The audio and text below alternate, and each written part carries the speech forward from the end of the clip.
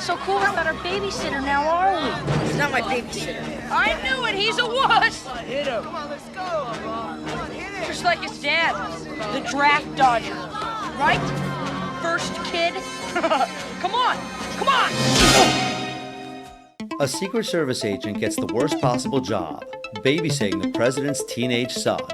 Listen as we discuss the thrill of going into a reptile house, the only thing we know about Amy Carter, and we solve the mystery of the home improvement child actors' middle names. Then we find out if Disney's first kid stands the test of time.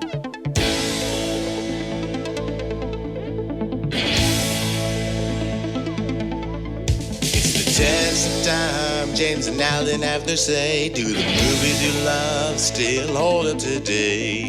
James says gladiator with a glutton. Alan says as a father, blah blah. It's the test of time, James and Alan have their say. Do the movies you love still hold up today? Test of time, James and Alan have their say. Do the movies you love still hold up today? Hello, everyone, and welcome to the Test of Time. I'm your host, James Brief, and joining me, as always, is my buddy, my co-host, Alan Noah. I mean, I'm also the host. You're the host, and I'm the host. Aren't we both co-hosts? I feel like that's like the normal thing. I think we should both be the host, singular. But how you been, James? I'm good. I actually just attended a convention in Las Vegas. I went to CES 2022. That's a consumer electronics show. Mm-hmm. It was a 3-day event, and I was double masked the whole time. And it was actually about a third of the usual attendees that they usually come. So, and in these Las Vegas convention centers that it took place in the various rooms, there was a big open space, even though it was indoors. No, I went to a CES many, many years ago, and when I was there, it was the same weekend as like the Adult Video Awards or something, and it was funny because you'd see like all of these tech nerds, and they would be passing by in the hallway with these porn stars. Was that happening when you were there? So that is absolutely true, but that's not true anymore. About, 10 years ago or so, they split. And who knows if the legend was true about that's why the CES people made it the Adult Film Awards weekend, to try to lure all the tech guys in from all the world. But who knows? But after a while, CES is so big that it did not need the allure of, a sideshow to bring people there. Gotcha. And there were some really cool things there. I mean, I think the thing that kind of stole the show was BMW's color-changing car. Wait, how does that work? It works by some kind of photo, something. I don't know. I mean, I guess you could call it magic. I don't know. What? There's magic at CES now? Yes, but it does change colors, and these are things that at CES, that doesn't mean you can buy this now. Right. I also saw a lot of really cool advances in things that we don't have yet, but it's cool to see here, and people trying to get publicity or funding or media. Like there was a lot of VR simulators. A friend of the show, Uri, who recently reviewed The Matrix with us, he came to CES and we went to this VR station where we put on vests and gloves and these little things on the feet, and you put on an Oculus, a Quest 2, and no controllers or anything. And when you're inside, we were basically having lightsaber battles, and when you would clank the sabers together, you would feel it, the resistance in your hand. When you would get someone in the chest, you would feel it where they sliced you. And then you can tap your arm and switch it to electric pulses, and you throw them an electrical pulse over their body and it vibrates all over. He and I were definitely smiling and laughing as we were doing it, because it's certainly not the Oasis, but it was very cool to have that haptic feedback. I mean, it sounds like the Oasis. That's what I was kind of envisioning, like Ready Player One level stuff, and that's cool. There was one more VR thing I thought was pretty cool. I guess sometimes they call it 4D experiences, which is kind of silly. Because time passes while you're in them?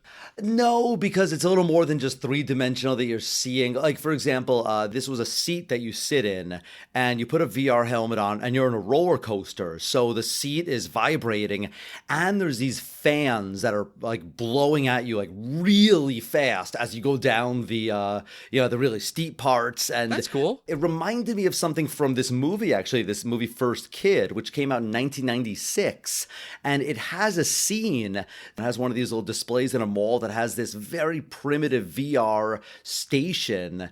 And it's just amazing that it's 25 years later, and these helmets that basically do all of that stuff are available for a couple $100. Yeah, I mean, Courtney bought the family an Oculus for Christmas, and I need to do more exploring with it, but it's a fun thing. And yeah, virtual reality has been the next big thing for over 20 years. But yeah, I mean, it's definitely getting cooler in real life now than what it is in First Kid. And yeah, First Kid, it's a movie from 1996. And this movie is about Luke Davenport, and he is the son of the President of the United States. He doesn't really have any friends, and he's at a new prep school in Washington, D.C., and the kids aren't really nice to him, and he doesn't really get along with the Secret Service members that are on his detail. That is until he's assigned to Sam Sims, played by Sinbad. And this Secret Service agent, he's a little different. He understands Luke, and he starts to talk to him at his level, and he starts to show him a couple cool things, and even teaches him how to defend himself. And a disgruntled former Secret Service agent is trying to kidnap and possibly even harm Luke. But Sims, in the end, he's able to save the day. And in the end, he becomes the permanent agent protecting the first kid of the United States. Yes, that is what this movie is about. And I don't really remember this movie coming out in theaters. I can't imagine that it was a blockbuster smash. Well, I mean, it came out on August 30th, 1996, and this film came out right in the middle of the Clinton administration, a couple months before Bill Clinton would be reelected. Mm-hmm. And you and I were the same age as Chelsea Clinton. And in our lifetime, you and I, we had never seen a president that had young children.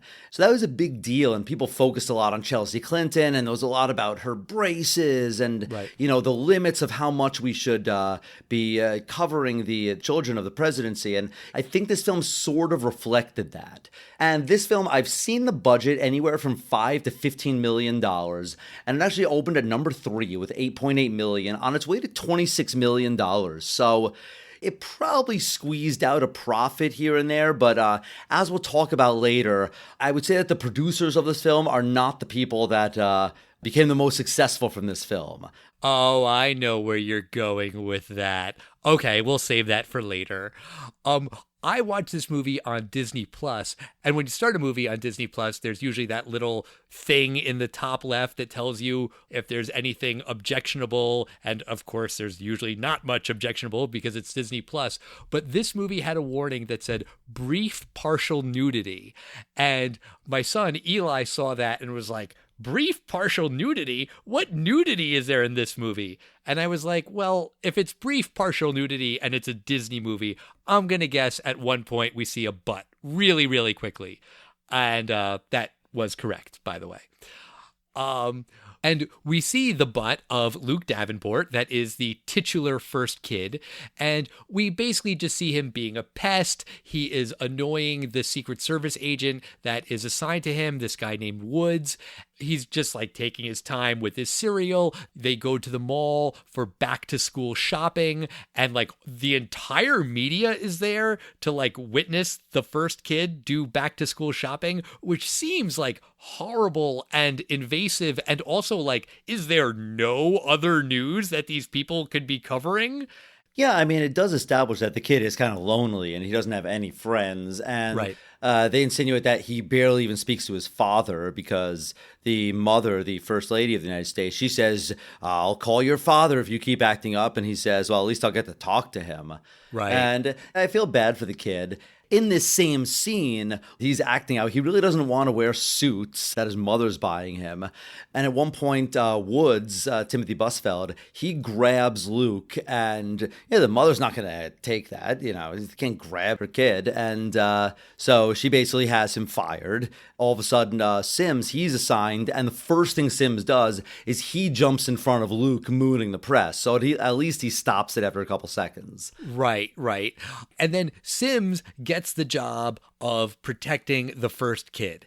And in that scene, we get a sense of who this guy is and his personality. He's basically just a guy that always has excuses. And how come you never wear your earpiece? And he's like, well, there's like a high frequency buzzing and it kind of hurts my ear. So I take my earpiece out sometimes. And that's like the one thing you never do if you're in the Secret Service. Like, I mean, I guess also, jump in front of bullets and protect the president and their family. But like, he's got an excuse for why he doesn't do the things he's supposed to do.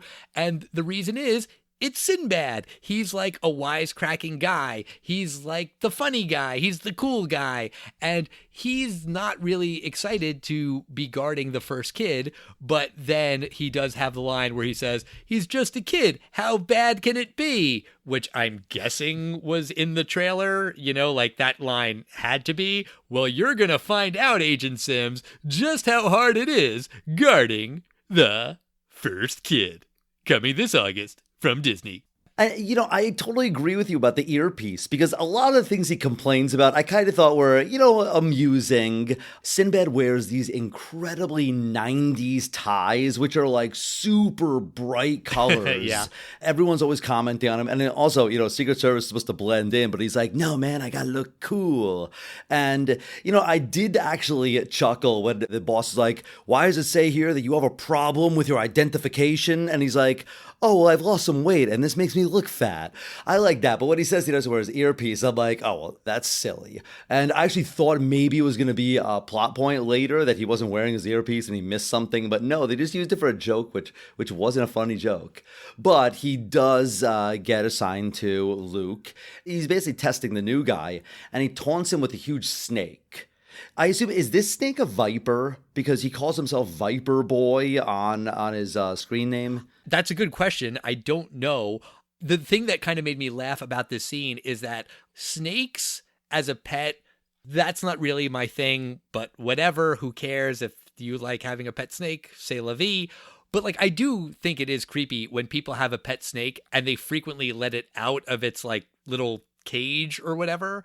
I remember once, many, many years ago, I was dating this girl and we went to her friend's house to watch a movie, and the friend had a giant snake. Don't ask me what kind it was because I don't know, but the snake was like not in its cage. It was like on like a piece of furniture. And I don't even remember what the movie was that we watched because I wasn't watching the movie. I was just staring at that damn snake the whole time because it really creeped me out. Like, I think if you have a pet snake, it should be in its cage, not just wandering around the room.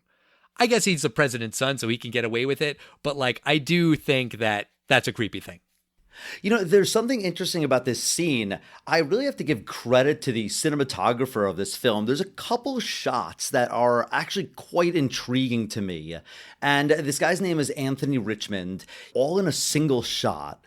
Luke taunts Sinbad with the snake, and then the president calls them all outside into the hallway. Sims is told to put the snake away, and in the background, while the president and his wife are talking to the first kid, Sinbad is like, getting the snake wrapped around him, and this is all happening live. It is definitely a real snake.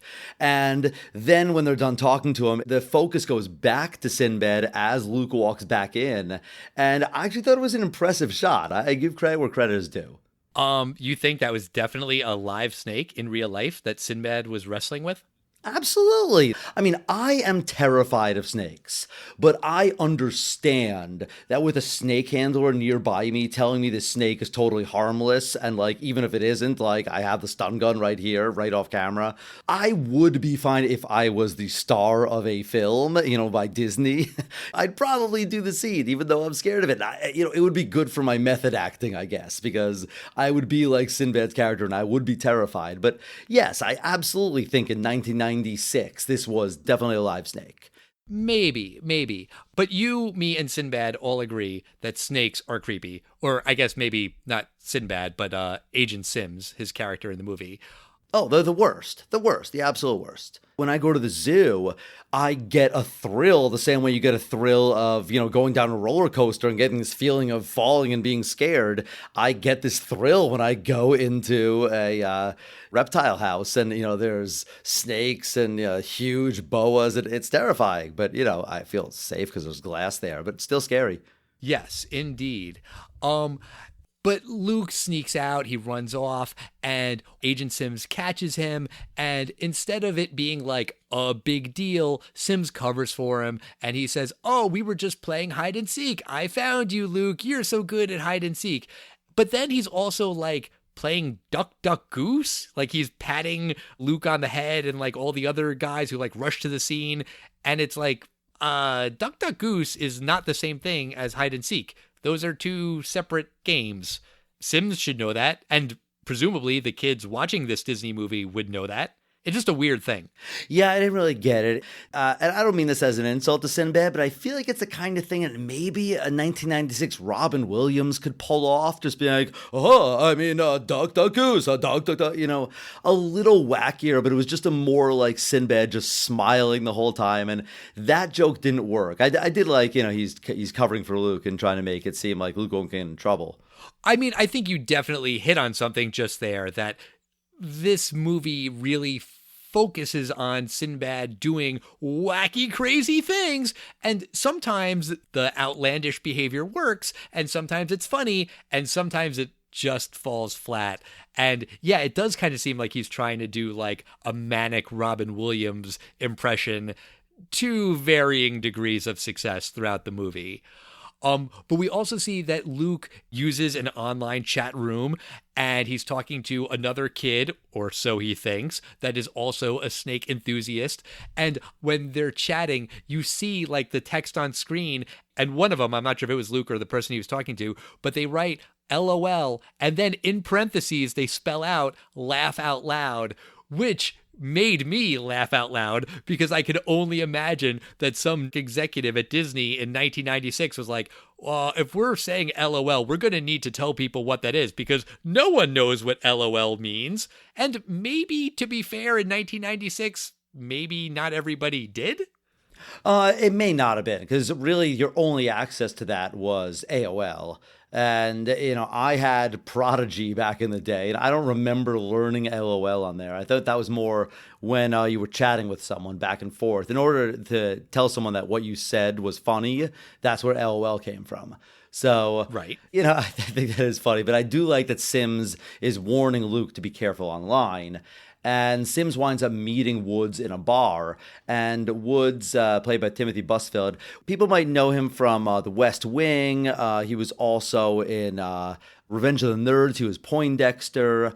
I think he kind of plays like a disgruntled loser pretty well in this film. Yeah. He's in the bar, and he's all washed up, and he's getting totally drunk, and he orders Lee Harvey Oswald, and he explains that it's like 2 shots or something.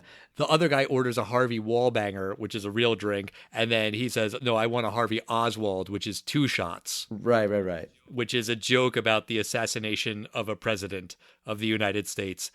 I mean, it's 30 some odd years later. Still maybe too soon? I don't know. Yeah, to those Secret Service agents, I don't know, making a joke of Harvey Oswald is probably not the kind of thing that they genuinely do to people that like their job there. Right. But when Luke goes to school, he meets a girl that he thinks is cute, and there's a bully who is one of the brothers from Home Improvement, not Jonathan Taylor Thomas, but Zachary Ty Bryan. Did all 3 of the brothers on Home Improvement have 3 names? I don't remember the name of the other one.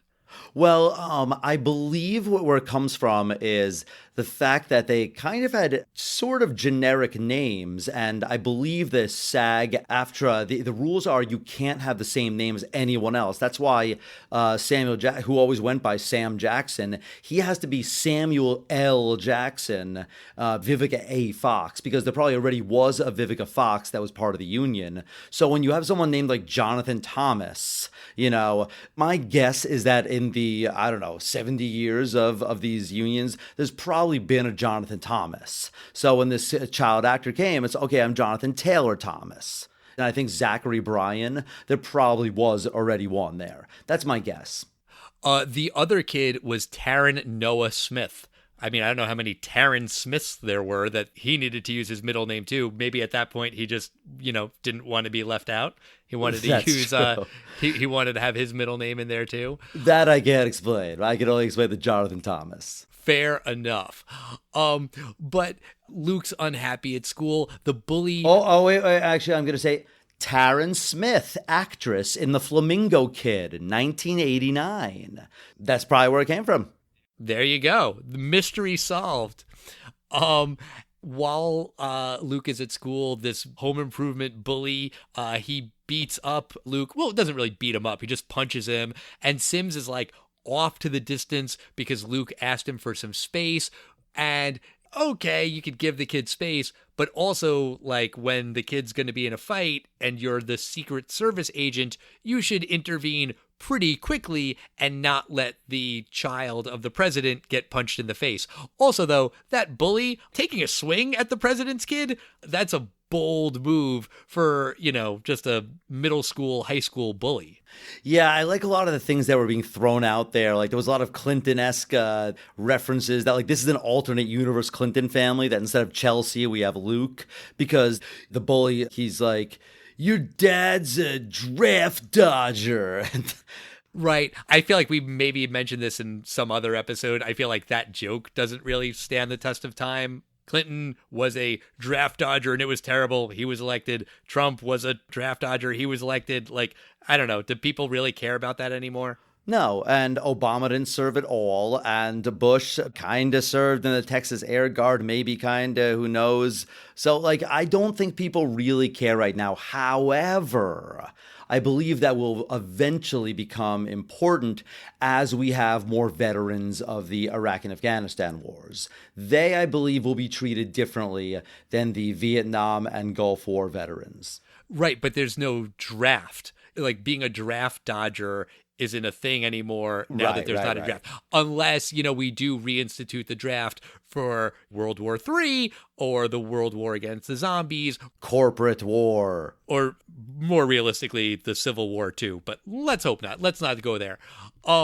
There's a scene where Luke is so upset about his rough day at school where he goes into like this secret tunnel that he can get to from his room. And there's a thing on the wall that says Amy Carter was here, 79.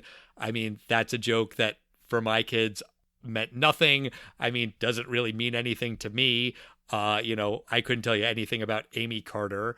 The only thing I know about Amy Carter is that she apparently went to public school. Oh, okay. As opposed to like all of the Clinton and Obama and Trump kids that all go to prep school. Like in this movie, Luke Davenport, that was a big deal that Jimmy Carter was like, I'm just going to send her to the same school any other kid would go to. I don't know how well it turned out, but I just know that was a thing. Because when Chelsea Clinton went to private school, I remember it was a thing because she was our age. And it was like, where is she going to go to school? And I remember them saying, Amy Carter went to public school. Oh, okay. But because Sims is worried about Luke, he gets this tracking device from his friend who works at the mall, and he's a former government guy, and he gives him this tracker that's in like a peace symbol necklace thing. And you think, okay, well, that's pretty cool. That's a small little tracker. But then it comes with this other device that you use to track where the thing is, and it's this giant, huge monitor and an even bigger charger where the guy is like, oh, don't forget to charge it. And it's just laughable how big this device is when now any tracker, any monitor, it would just be connected to a cell phone. You don't need a giant, huge charger that people are going to forget. Yeah, it'd be one of these Apple tag things. Yeah, that's exactly what it'd be. But this film does have a lot of things that are a little bit ahead of its time. Trackers, and then There's the virtual reality system that Luke sees in the mall earlier with his mom when he's clothing shopping. Do you remember that thing being in malls or like at tourist attractions? Sure. I definitely remember seeing that. And I definitely remember that my parents would never pay. It was not like $1. It was like $15 or something. And I never got to play. Aww. Did you ever get to play it? No. My parents wouldn't pay for that crap either. Yeah, exactly. It's simulated on the Oculus, so you can finally fulfill a childhood fantasy. Oh, okay. Well, I'll have to check that out. But, the little tunnel that we were talking about that Amy Carter used to sneak into, Sims and Luke use it to sneak out of the White House. And they're able to go to this boxing gym. And it turns out that Sims used to be a boxer back in the day, and he was a champion. And there's this great montage, a great 90s montage. And it's about Luke slowly training in the boxing gym because he has to learn how to defend himself next time he gets into a fight.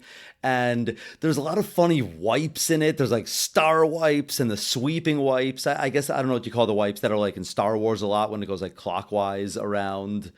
I'm not sure. There were star wipes? I didn't notice any star wipes. It wasn't star, but it was like, I guess you call it explosion wipe. It wouldn't be like a 5-star thing. It was like that, 20 pointed asterisk, like expanding out. Gotcha. And there's also a montage where Sims, because he always has to sit in the back and be a Secret Service agent, Rob, Zachary Ty Bryan, the bully, he's always shooting spitballs at Sims. And there's a part during the montage, which is a total CNC Music Factory ripoff. That's basically what the music is. Yeah. And Rob tries to shoot a little straw-sized spitball at Sims. He misses. And then Sims picks up a paper towel tube size straw and then spits out this huge, it looks like an entire wad of paper towels in, I assume water, but spitball is being spit, and it goes all over Rob. And it's like, ha ha, he's getting the bully back. Yeah, I didn't think that was all that funny. Or COVID friendly. That's also true.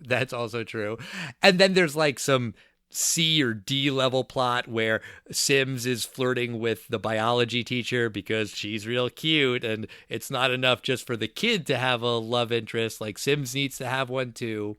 But the girl that Luke likes, she's having a birthday party, and Luke really wants to go, but he can't because he's the first kid, and so he can't just show up at a birthday party. But they sneak out, and Luke wants to get a closer look at this girl that he likes, but Sims won't allow it. But there's a way that he can monitor what's going on while also being incognito, and that is to be in this mascot, which is a giant cup of Coke with a pizza thing on top that is going around the skating rink, I guess to encourage people to buy pizza and drink Coke.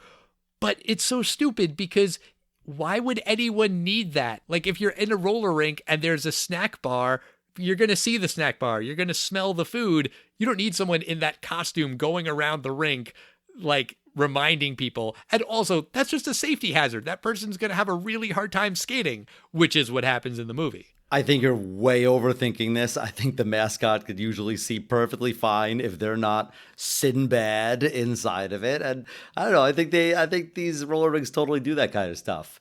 When did you see that in a roller rink? Name one roller rink you went to, James, where there was a guy in a Coke cup costume. See, this is why you could trust me, Al, because all I'd have to do right now is say, Montvale Roller Rink did that. And you'd be like, crap. No, I wouldn't. Touche, Al. I have never actually seen a skating mascot, but I think it does make sense. It does not. But that being said, I do like in the roller rink, did you notice that most of the kids were all in roller skates, but the bad guys, Rob's whole crew, they were in black rollerblades? Did you notice that? I did not. But okay, I'm glad that you were paying attention. I did love some of the things that the girl's friends say to her. One of her friends says, "This is such a great party. You're so popular." Wait, what? Is that a sentence that any human being has ever said? And then there's a couples skate, and the bully asks the girl to skate with him, and they hold hands, and it's like, oh no, Luke's girl is falling for the bully, and they're talking about the song, and she's like, oh, I like this song. Do you have the CD? All of it is just so 90s. It made me laugh. But then there's like this random throwaway gag where the president is talking to Bill Clinton on like a video phone, which I think was supposed to be like, whoa, the president has a video phone. How cool and advanced is that? Because it's 1996. But the whole joke is that Bill Clinton is saying, hey man, have you found my saxophone? Look everywhere. Check the closet. I'm sure I left it there somewhere. And, you know, Bill Clinton played the sax. Ha ha ha. I mean, it's a pretty, like, dumb cameo. According to the IMDb trivia, it's, like, the only time a sitting president appeared in a scripted movie, which, if that trivia is true, like, oof, it was for this movie? Yes, but there was a little scene with a Sonny Bono character from Sonny and Cher. He was a United States congressman for the last couple years of his life, and I think he served a few terms from California. Yeah. You know, I think actually this cameo kind of aged a little better than it was, because I remember at the time, What? you know, well, let me explain. For our age, like, Sonny Bono was kind of a joke. The joke's not the right word. I mean, like, there was Cher, and then there was, you know, this guy, Sonny Bono, that I didn't really know who he was. I only knew I Got You, Babe, really, from Groundhog Day, but I knew Cher was still, you know, this huge star. At the time, it didn't really, like, I'm like, oh, yeah, I guess that guy is a congressman. But now it's like, oh, he was, I guess, kind of a harmless congressman, you know? No, this joke did not age well at all. My kids were like, who's that? And then I had to explain who Sonny and Cher were. And they were like, who are they? And I had to explain the song, and they didn't get any of it. Oh, I 100% agree with you that for someone like your children's age, they will not understand it at all. I was speaking purely for myself. I thought it was kind of cute, and I think I appreciate it actually a little more than I did as a kid, but 100% your kids would not understand that. Right. But then there's this school dance, and Luke really wants to go, and he asks out the girl that he likes, and then he gets nervous before the dance because he doesn't know how to dance, but Agent Sims teaches him. At one point he says, oh, you should do a pelvic thrust. And I was watching this with my kids, and my son Eli was like, a pelvic thrust? That's a terrible idea. And I was like, yeah, you're right. Don't do that. Like, if you're ever at a school dance dancing with your friends, don't do that. He is doing bar mitzvah dances from 1996. I mean, am I really that wrong? Like, this is basically your sister's age where she would have had her bat mitzvah. It's probably kind of the things that the DJ at her bat mitzvah was doing, you know, just kind of like cheesy 90s dancing. I have a shocking confession. My sister didn't have a bat mitzvah. It was a really big scandal in the Noah family. The fact that I'm even talking about it in the podcast may bring up a lot of bad blood with my family, but it's okay. We'll work through it. You know what? There is still time for her to have a bat mitzvah. I guess. Sam, if you're listening, you should contact your rabbi. But then Luke can't go to the dance because there's a suspicious package left outside the White House. And I thought that as a thing does stand the test of time. You know, I could see that happening now, that there would be a lockdown if there's a suspicious package. But then Sims sneaks Luke out. They go to the dance. He gets to dance with the girl. They dance to I Can Love You Like That. Do you remember that song? Yeah. Oh, yeah. It's a very, like, cheesy, slow dance for the 90s. Do you remember who sings it? No, I don't. It was a group called All for One. They sang I Swear. Yeah, and it's all dash the number 4, and then 1 is spelled out. So corny, but I do like that song.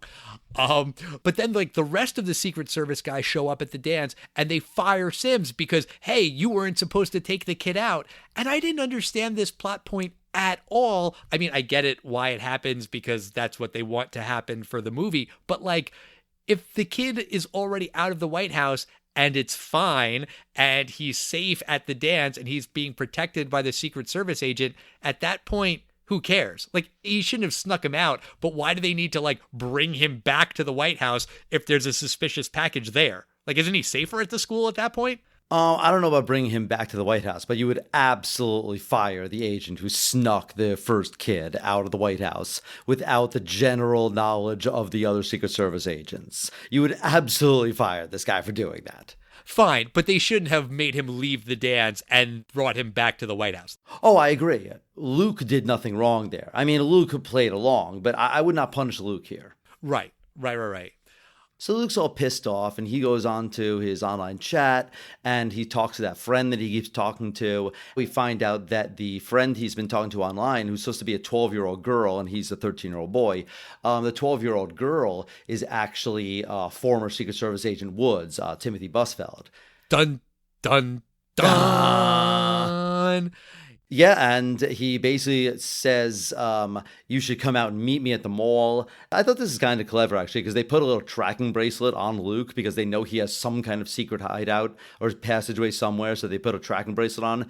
And the friend is like, well, I know how to get that off. I saw it on MacGyver. And of course, he knows how because it's a Secret Service agent. So he helps him get it off, and they meet up in the mall. And the first thing Luke does is he goes in the virtuality VR simulator and plays that Dactyl Nightmare. And it's this really, really primitive 3D game, but it seems to be, because, you and I were not privileged enough to ever have tried it, but It seems to be a kind of immersive and reactive experience, a very primitive kind of Oculus experience. And actually, at the time, I was intrigued, and I still was intrigued for more of like a retro reason. I was very intrigued by the clips from this Dactyl Nightmare that they put in.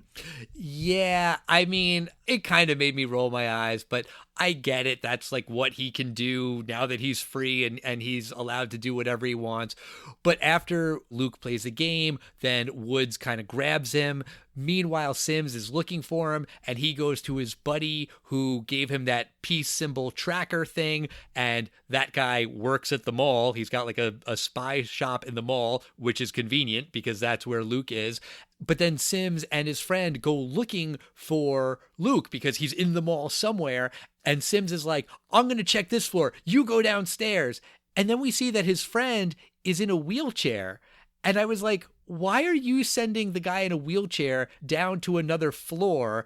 Why don't you go to another floor? It'll be faster for you to take the escalator. I mean, I don't know if you've ever waited for an elevator at the mall. Like, it takes forever. Let the guy in the wheelchair keep exploring that floor. Like, that just makes sense. Well, maybe Sims knew what kind of friend he had, because this guy actually does not take the elevator. He takes his wheelchair down the escalator and basically just like rides it down instantly, and everyone just dives out of the way. It's actually kind of a cool move, I have to admit, but you're entirely correct about how silly it is. But Sims also, he does try to get down to the first floor too, and he just jumps off the ledge into what is such an obvious net. It's a stunt, you don't want the guy to jump down a story onto dirt, but it was so obviously a net. It was pretty funny. Right. But then Woods basically confesses his plot, which is that his life was ruined by this kid, and he's going to bring him back to the White House now, and he'll be a hero, and he'll get his job back, which doesn't seem likely, but you understand that that's the idea of this deranged character. But then Sims comes out and he's like, I'm not going to let you get away with it. And then Woods takes out a gun, and I was like, whoa, this movie took a weird turn. I mean, like, the kidnapping is, intense for a kid's movie, but then he takes out a gun, he starts shooting at Sims, but Sims is able to knock out Woods. It's okay. But then, because it's a movie, Woods has that moment where he's knocked out, but he's not done, and he gets back up and he has another gun hidden on his leg. And then he decides he's not going to try to kill Sims. He's going to try to kill Luke.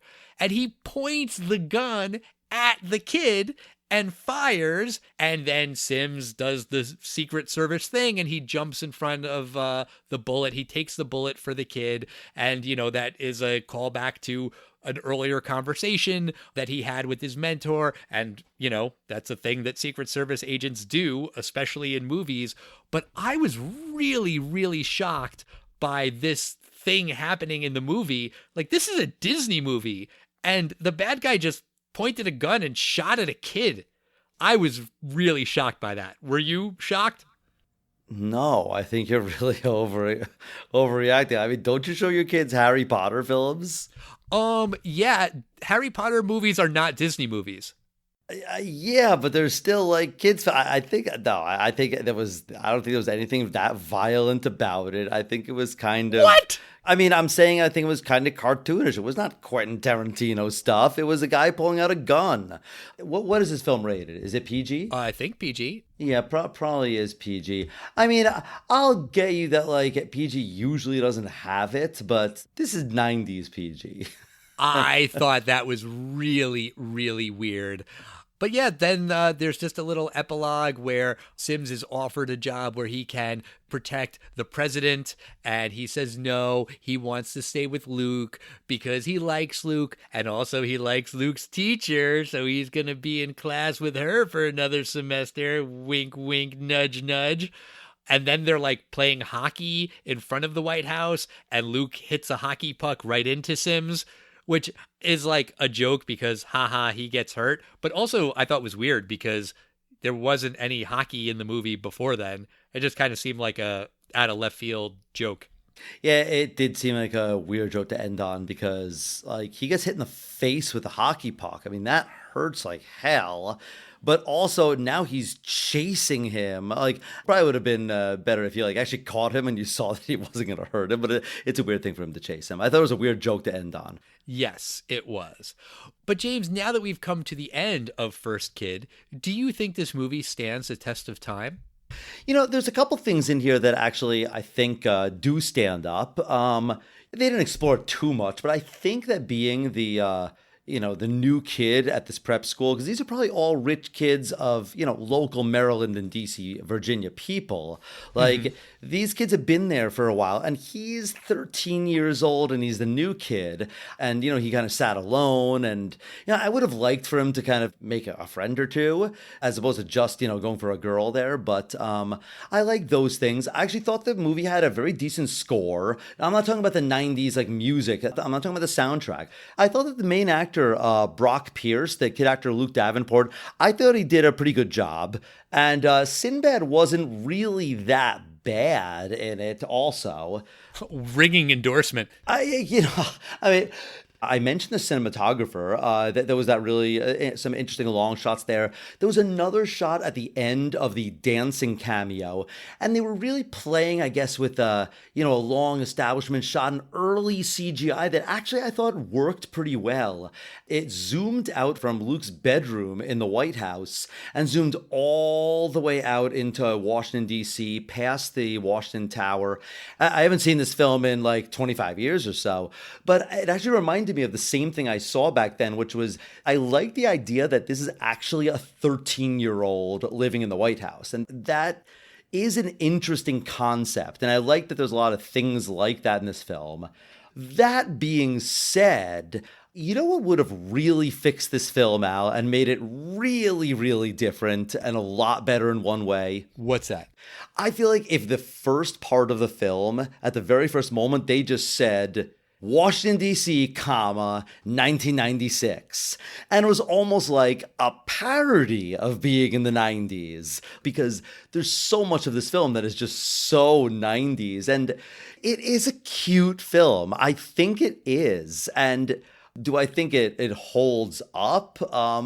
No, I don't think it does. I don't think you need to see it. I think there's a lot of references in there that really won't stand up. I think Sinbad's actually kind of cute in the film. And watching this, I figure, it's a shame his career wasn't bigger. I'm not saying he should have been a superstar, but it's a shame he never got a good script because I think the guy can be funny, but he never was that funny. But there were definitely elements that I chuckled at. So I'm going to give a lot of people credit in this film for a lot of things it did, but the sum of the parts is a film that you really don't need to see today. And that is a lot of the criteria. Does a film stand the test of time? The one last thing that did stand the test of time is Brock Pierce. I didn't really want to get into a whole tangent, but he became like a crypto billionaire apparently. So, good for him. He is probably the person that wound up being the most successful successful from this whole film. But the film itself, no, it does not stand the test of time. What do you think, Al? Does First Kid stand the test of time? No, not at all. It's a terrible, terrible movie. Oh, Al, that's so mean. I mean, it's also fair. Just one quick thing about Brock Pierce. He ran for president in 2020 and got 0.03% of the vote. Wait. The quick math is 300 million people. 1% is 3 million. 0.1% is 300,000. 0.01% is 30,000. So 0.03 would be 90,000 people voted for Luke Davenport. Yeah, he apparently wants to start a third major political party. Good luck with that, Brock. But I think this movie is pretty terrible. I do think that Brock Pierce, for all of his good work that he did in cryptocurrency, he's not a very good actor in this movie. He and Sinbad have absolutely no chemistry together. I don't like his character, and I should. I think there is something there about, like, what's it like to be a kid whose parent is the president? I think you could definitely make an interesting movie with that premise, but this movie doesn't do a good job. Is he a bratty kid? Is he a neglected kid? Is he bratty because he's neglected? Maybe, but I don't really feel it. I don't really feel bad for him. There's so much really, really bad slapstick. Like when the snake escapes at this big fancy dinner and then Sims is going after the snake and the snake is slithering under the table and then Sims goes under the table and then all of these tables start flipping over and like food is like exploding. And there's fireworks sound effects going off. Yeah. It was definitely turned into a Tom and Jerry cartoon at that point. Exactly. And if you want to make the movie a really silly comedy thing like that, okay, but then maybe in the third act, don't have a deranged psychopath pull a gun and aim it at your little kid hero. Like, that's messed up. I mean, at the end of Home Alone, when the wet bandits corner Kevin McAllister, they're threatening him, but they don't pull out a gun and aim it at him. That would make for a very, very different feel of that movie. They do in The Goonies. Yeah, but that's more of like a teen movie. It's a subtle difference, but I really think that this is weird. My 8-year-old daughter, after we turned off this movie, she's like, that was weird. Like, she thought the ending was weird. I agree. Oh, also, there's a lot of product placement in this movie. There's a Dunkin' Donuts scene in the beginning where Sims is trying to get free donuts. The roller rink thing is a giant Coke can. There's a very gratuitous shot of like all of the Secret Service agents and they're looking at all the monitors and they're passing around a Domino's pizza box and like the camera follows the pizza box as everyone's enjoying this delicious Domino's pizza. And you can too, kids. It's so enjoyable that they don't pay attention to the camera. Right. And then Luke can escape or whatever. No, this is a really bad movie. It's a forgettable movie. I am completely going to forget about this movie in a couple of weeks, in a couple months. Maybe someday someone will ask, oh, did you ever talk about First Kid on the podcast? And I'll say, no, what's that? And then I'll think, oh, wait, no, actually, I think we did. That Sinbad movie. You're going to forget that you reviewed a Sinbad film, Al? I think so. I feel like Sinbad could have had a bigger career. I agree with you there. But this movie just doesn't work. It's not good. No, it does not stand the test of time. Fair enough. I mean, I found some parts of it that were cute, but it is not a stand-up film. And probably at the time was not a great film either. Probably not. But that's going to do it for us this week. Next week, we're going to be talking about a movie with Bill Murray. Yay! I get really excited whenever we watch Bill Murray movies. We are going to discuss What About Bob? I actually have never seen this film, Al. I haven't either. I'm sad to admit it, but I haven't seen this movie. But I'm really excited to get to see it. So until then, make sure you're subscribed on whatever app you're listening to us on. Hey, did you know that on Spotify, you can rate podcasts now? It's a thing. You can do it. If you're listening to us on Spotify, hit that 5-star button. I mean, if you think we deserve 5 stars, I would think that we do, but I'm a little biased here. However many stars you think we should get, that's how many you should give us. 5 stars. And of course, talk to us at Test of Time Pod on Facebook, Twitter, and Instagram. And we'll see you next week, everybody. Bye.